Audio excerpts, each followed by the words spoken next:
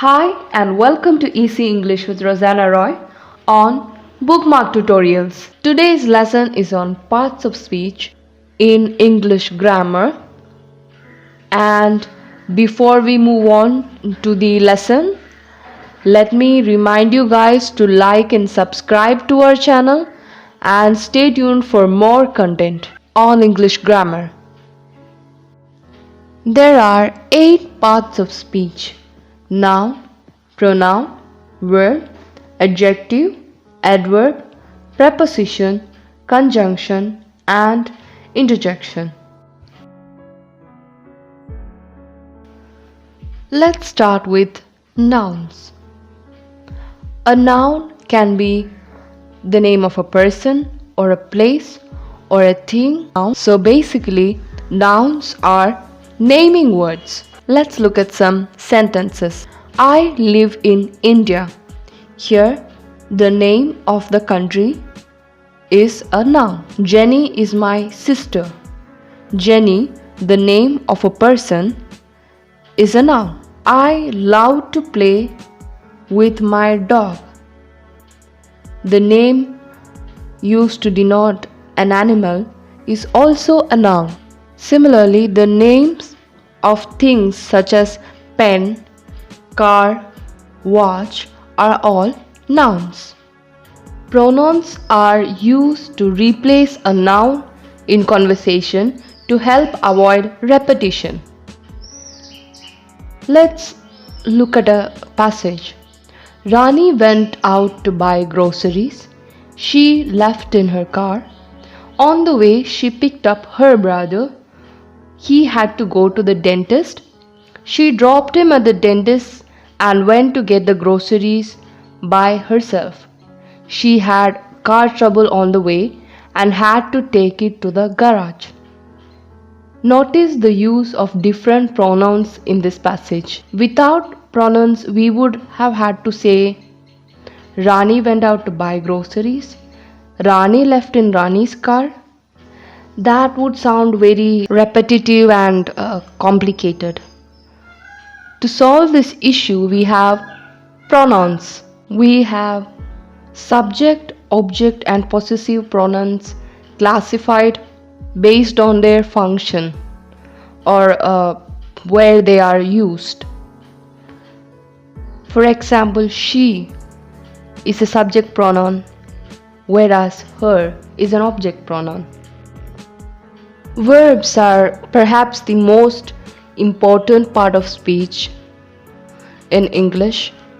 A sentence must have at least one verb. Verbs are words that show action or a state of being. And in English, only verbs can have tenses. That is, verbs not only talk about an event or an action, they also helps us know at what time this action took place. Let's take a look at these sentences. I like chocolate. Pat gave me a book. Paul passed her a cup of coffee. Vani is sleeping now. These sentences use one or more verbs. Verbs are often confused with gerunds. Gerunds are basically a verb that is being used as a noun. How is that possible? That happens when somebody is not doing the specific action but talking about it. For example, I love painting. Verbs are classified into different categories depending on their function or the context that they are used. To know all about them, do check out our video on verbs. You'll find the link in the description, and do visit our channel for detailed videos on different parts of speech. We all know that adjectives are describing words. They are used to describe quality, type, number, etc. of a noun. The function of an adjective is to give information about the noun or the pronoun. Adjectives give answers to questions such as what shape, what color, etc. For example, when I say my table is round, round being an adjective, it answers to the question what shape is your table? There are so many adjectives. Words such as my, your, their, etc. are also adjectives. They are known as possessive adjectives because they indicate possession. The articles a, an, and the are also a special kind of adjectives. To know all about the different articles in English, do check out our video on articles. You'll find the link in the description below. Here I have used some adjectives in sentences. They live in a beautiful house. The adjective beautiful is used to describe the house. He writes meaningful poems. A wooden boat. I love that really big old green antique car. Notice that a sentence can have multiple adjectives. Multiple adjectives can be used to describe one single noun or pronoun. Let's see what adverbs are. They give information about a verb, adjective, or another adverb. They can describe manner, frequency, place, and so on. Adverbs provide answers to questions such as when and how. Let's see some examples. She arrived early. Here, the adverb early is used to indicate when the person arrived. He drives carefully. How does he drive? He drives carefully. They go everywhere together.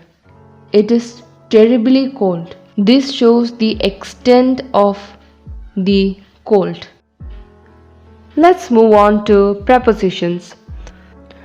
They are used to connect phrases in a sentence and to describe time, place, position, method, and so on.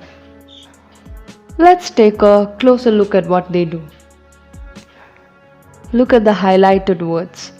The path led along the river. The deer hid among the trees. He walked around the house. Let's move on to conjunctions. Conjunctions are used to connect nouns, clauses, and even sentences. They help to connect ideas. Let's see some sentences. I read poems and short stories. Notice how the word and is used here to connect two different things. She often goes running or hiking. Neither the cat nor the dog knocked over the potted plant. I like coffee, but I don't like tea. We can see that conjunctions are linking words.